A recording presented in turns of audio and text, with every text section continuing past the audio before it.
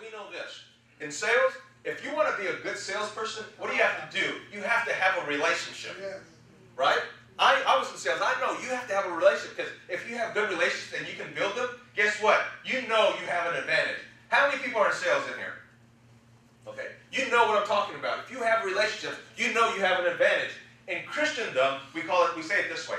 We say, it's not a religion, it's a relationship. Yet we will spend zero time with God developing that relationship. Zero time we spend with God, and we call it a relationship. It's not a religion, everybody. It's a relationship. Yet we have none with our Heavenly Father. And verse 2.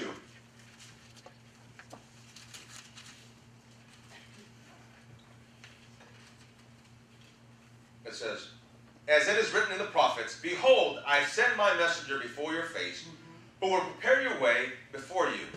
Verse 3, the voice of one crying in the wilderness, prepare the way of the Lord, make his path straight.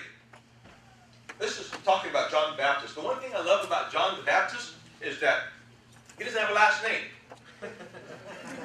They don't call him, John Garcia or John Barrows or John Hicks. They call him John the Baptist. They call him according to what he does. Right. You get around John long enough, he's going to submerge you in something. The other thing I like about John the Baptist is this, is that he's not a compromiser. He's willing to say what's right. In fact, he called out a king who was in an adulterous affair. Called him out. Didn't hold back. How many would like a friend like John the Baptist? Amen. Not everybody raise your hand at once. Because you know he's going to call you out. If we had friends like John the Baptist, most of us wouldn't be sinning like we sin. Because you know he'd call you out. Hey, what are you looking at that woman for? That's not your wife. Woo! Go ahead. You what? You stood over your girlfriend's house. Yeah, but John, you don't understand, man. We're sleeping in separate rooms. What? The appearance of evil means nothing to you? Come on. John, he'll call you out, man. He's not a compromiser. You know what? And he's not a complainer. Because it says, the voice of one crying in the wilderness.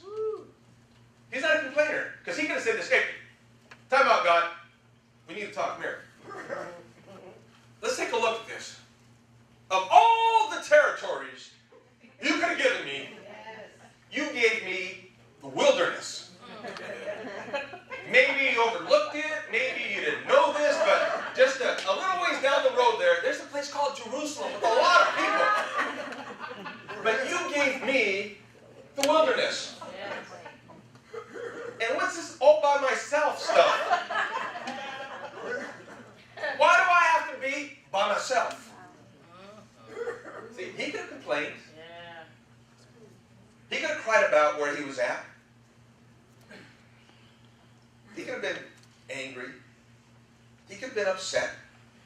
But that's not who he is. He's not a complainer. He's not a crybaby. He's someone who would go after it. He's willing to do what others aren't willing to do. Now imagine, he's out in the wilderness by himself, preaching to himself, with everything he has. Like there's thousands of people out there, he's preaching at them. People are looking, who's this guy out there in the wilderness? What's he doing out there? Preaching like that. What, he has no common sense? See, common people won't do what he did. He brought a nation to its knees.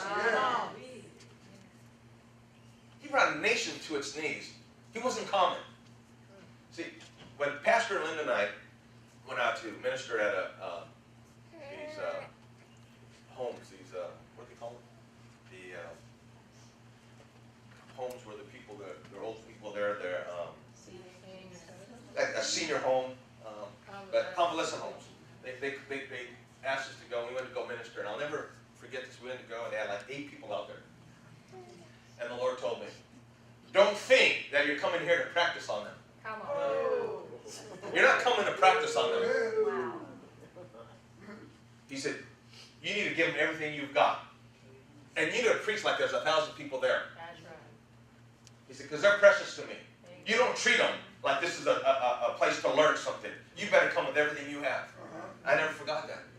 John the Baptist was out there preaching by himself to himself.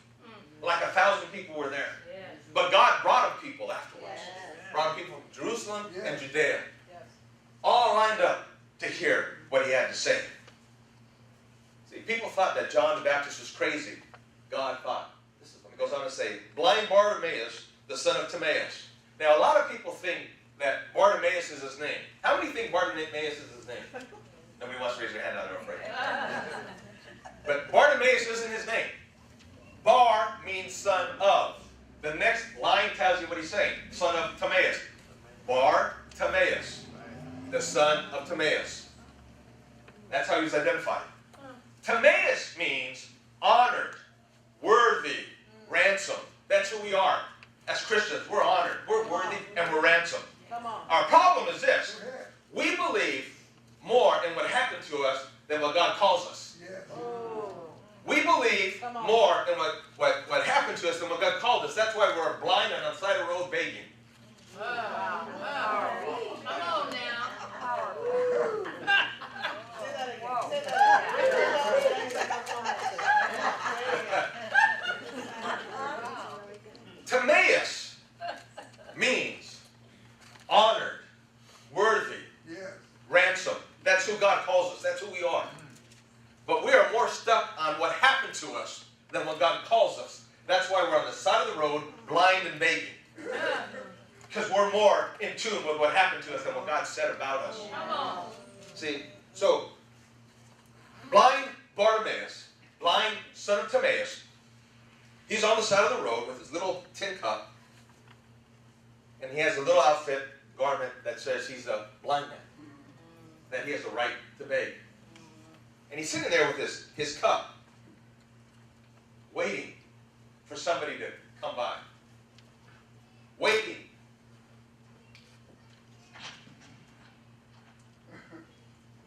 For somebody to put something in his cup.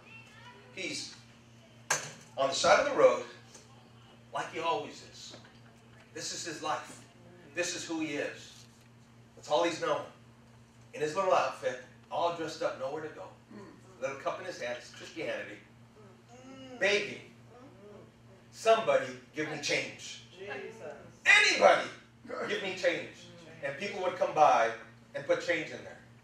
But nothing happened to him. They put change in the cup, but nothing happened to him. The change he needed was coming in a man by the name of Jesus. Come on.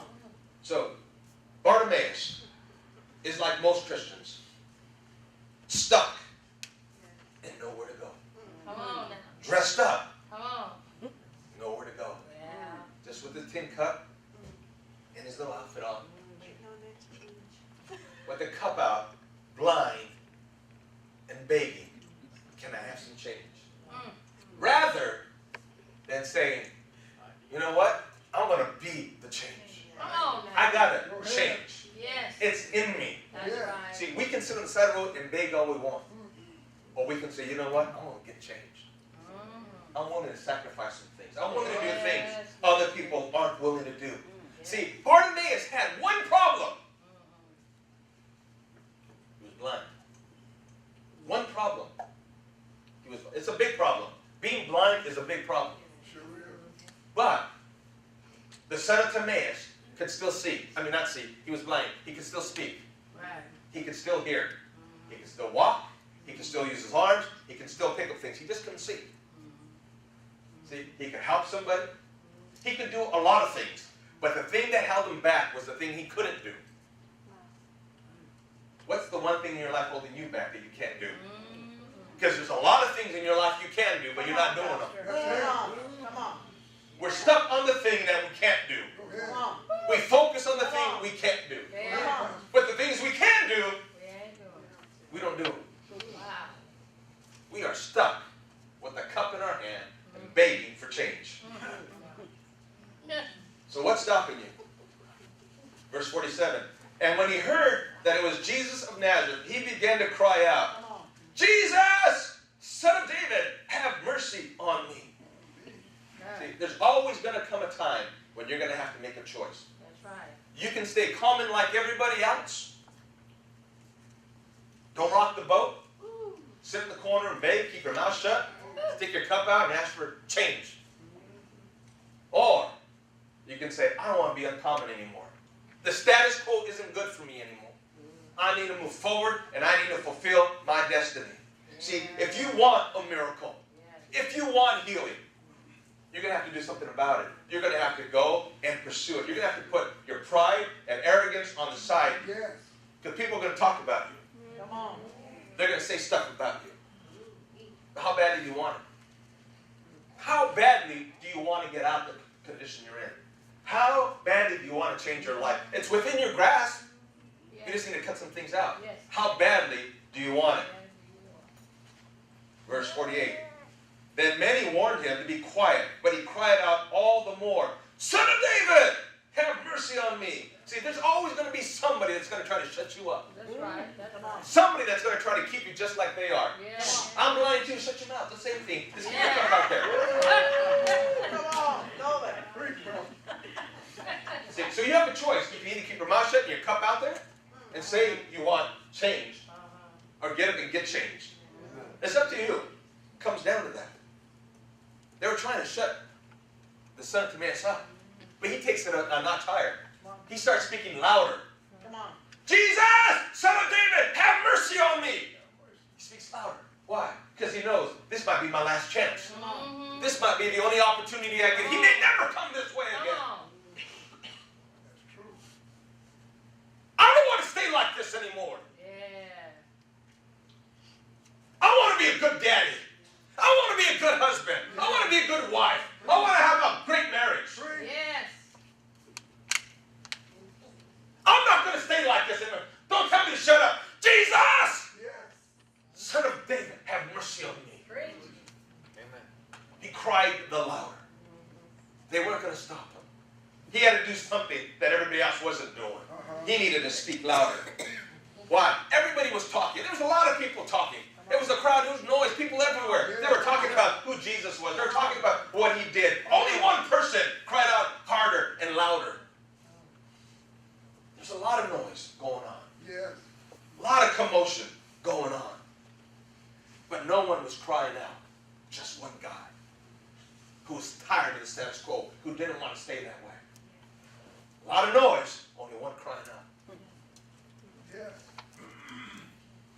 Are you content where you're at? Or are you ready to cry out? Verse 49. So Jesus stood still and commanded him to be called. Then they called the blind man, saying to him, Be of good cheer. Rise, he is calling you. See, it says that Jesus stood still. Something stopped him. He heard something. See, he didn't just hear the cry. He heard something in the cry. Come on. Come on. Jesus! I don't want to be this way anymore. I'm not going to stay this way anymore. Jesus! I want to be a great dad.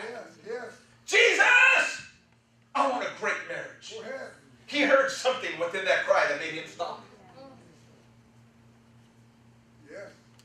Jesus, Son of David, have mercy on me. That's not all he heard. He heard, I need to be free. I want to breathe more than anything. I want eyesight as much as I want to breathe.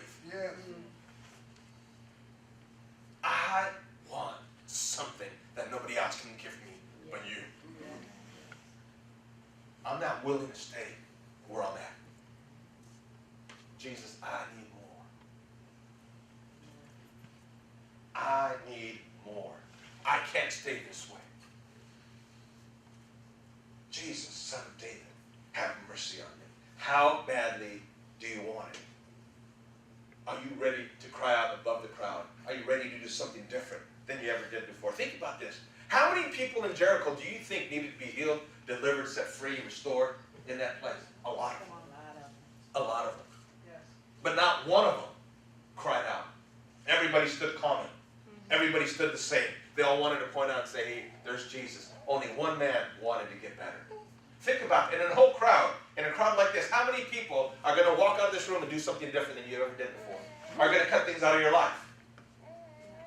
The statistics say maybe one. Maybe one. He had a crowd, a whole city around him, and one man cried out he wanted to be different. How many of you are going to walk out this room and say, that's me? I'm going to be different. It sounds good, but am I willing to sacrifice? How badly do I want it? Yes. Am I willing to sacrifice things? See, we can all say we want to live healthy, but are we going to cut things out to do the exercise to be healthy? Are we going to watch what we eat? We can do that. We can say those things. Are we willing to do it? We have no excuse. We can blame everybody else. You eat chocolate cake in front of me. That really messed me up. No. What do you want to do? How big is it for you? How important is it for you? When you want something bad enough, you'll do it. That's it. And you'll cut out whatever it takes. How badly do you want it? I want my marriage to be good. But you know what? I got to hang out with my boys on Friday night. I got to watch football games on Sunday afternoon. So, I really don't have that much time to do anything. But how badly do you want it? You cut off Friday night with the boys, cut off football game on Sunday, your marriage will improve 100%. I guarantee you. If you do the things right. If you want it. But don't tell me you want your marriage better, but you're not willing to cut out hanging out with your friends or watching football games. See? Don't tell me you want a better marriage and you're stuck on novellas or going shopping. You don't want to get to going shopping. Don't tell me, I want a great marriage, but I need to go shop first. All my girlfriends are going shopping. We need to go shop a little bit. When I come back, we'll see what time's left. You don't want it bad enough. You're not willing to cut out what it takes to be that person to be there. I know it's not easy. I know this is challenging. I'm just telling you, if you want to be better, if you want to go after it, it's all there for you. You can go after it. It's just on you. What you want to, you can blame everybody you want. You can say everything you want to say. The fact of the matter is, you have to sacrifice things. You have to cut things out. It's on you. I don't have time. Me and my husband, we really don't have time. We have children, and we don't have time. We don't have intimacy too often. Really? You know what? Put your kids to bed. Come on. Stop hanging out late with your friends and coming home tired. Say, we're going to schedule this and make it happen. Come on. Because this needs to happen. That's right. Because if it ain't happening, your marriage is going to be in trouble. Somewhere down the line, it's going to be in trouble. Not that anyone's going to commit adultery, but what it's going to do is going to wedge you apart, and you're going to live celibate lives, unhappy, apart from each other, not doing what's right. Oh, the door will open. And eventually, that door will open where somebody's going to come by and tell your wife, you look really pretty this morning. And she's got, don't say that. Don't say that. And hoping inside you'll say it again. I really like your shoes. Really? I just bought them yesterday. My husband, he's never noticed anything I wore. Really? What's up with your husband? What's up with your dumb husband? Really? And he is dumb. He's good at the kids, but he's just dumb. Those things open doorways. That's right. Good. Both sides. Preaching real good. Go ahead. Wow, you look mighty handsome this morning. Come on. Yeah. No, you really do. I mean, if you were married, Yeah. what? If I wasn't married, what? I wouldn't mind being with you. Yeah. Oh, Yeah, to see. somebody wants me. And the walls start changing. Yeah, that's right. Come on. Let's get those doors closed. We have time. We can sacrifice time to make sure those doors never open. That's right. Come on, Pastor. Come on now. Good Preach it. teacher. Yes, sir. What are you willing to do to shut those doors? Yeah. What are you willing to sacrifice? Bring it. I want to be healthy, but you want chocolate cake in front of me. Don't do that, because that doesn't help me. I don't have any willpower. I can't do that. No. Say, you know what? I'm not going to do that, period. Because hey, if you do that, it's not going to be good for you. Well, I got to go and get a checkup, because I don't know how my heart's doing and everything like that. Well, you're eating things of lard about this big. What do you need to do? Stop. We need to stop. Come on. We all need to stop. There's things we're doing we can stop. That's right. We just need to make this act. We're not willing to do it. That's right. Come on. Having bypass surgery, 3 or 4 bypass surgeries because we won't stop doing what we need to do. Well, I'm just praying. When you pray, you don't have time to exercise. You definitely don't have time to pray. Whoa. See, we say a lot of things, but we don't do a lot of things. You know what? I'm going to pray for you, Janet. I'm going to pray for you, okay? You know, I heard what happened to you. I'm going to pray for you. And then, no, you never pray. I don't have time to pray. I didn't think about it. Oh, yeah, you know, I prayed for you. Jesus bless Janet. Hey, I prayed for her. I was interceding for your girl last night. It was hard. Come on, we lie to ourselves. It says, verse 50, and throwing aside his garment, he arose and came to Jesus. He throws his garment aside. I'm not going to be a beggar anymore. Probably throws his tin cup and his chains on the floor. I don't need that anymore. I'm going to be changed. Yes. I don't need to go this way anymore. I don't need this garment. I'm not coming back here anymore. That's right. I'm moving forward. I'm Yes. sacrificing this life of a beggar to be something better. Yes. Come on. I don't need change anymore. I'm going to be changed. Verse 51. So Jesus answered and said to him, what do you want me to do for you? The guy's blind. Why would Jesus ask him that question? The guy's blind. What do you want me to do for you? Because most people can put up with a hindrance or something that's preventing things to happen in their life. They will eventually come to a place where they'll tolerate it. Yes. See, there's things that bother you that you'll tolerate, that you'll go, okay, I don't need this to change that I can tolerate. I have enough, I can tolerate it, so I'm okay with that. So you won't go after change because you can tolerate it. So that's why he's asking him a question. Are you tolerating this or do you want change? I need to know. What are you coming for? Because I can see you're blind, but are you tolerating that or do you want to be healed? What's in your life that you're tolerating that's stopping you from doing what God wants you to do? What's in your life that's stopping you from being that man and woman of God that you're supposed to be, that you're tolerating, that you won't get rid of because, hey, you know what, I can tolerate it. Getting quiet in here. It says, the blind man said to him, Rabboni, that I may receive my sight. Then Jesus said to him, go your way, your faith has made you well. And immediately he received his sight and followed Jesus on the road. He was smart enough to follow Jesus. But the question comes down to this. What are you willing to do? And how bad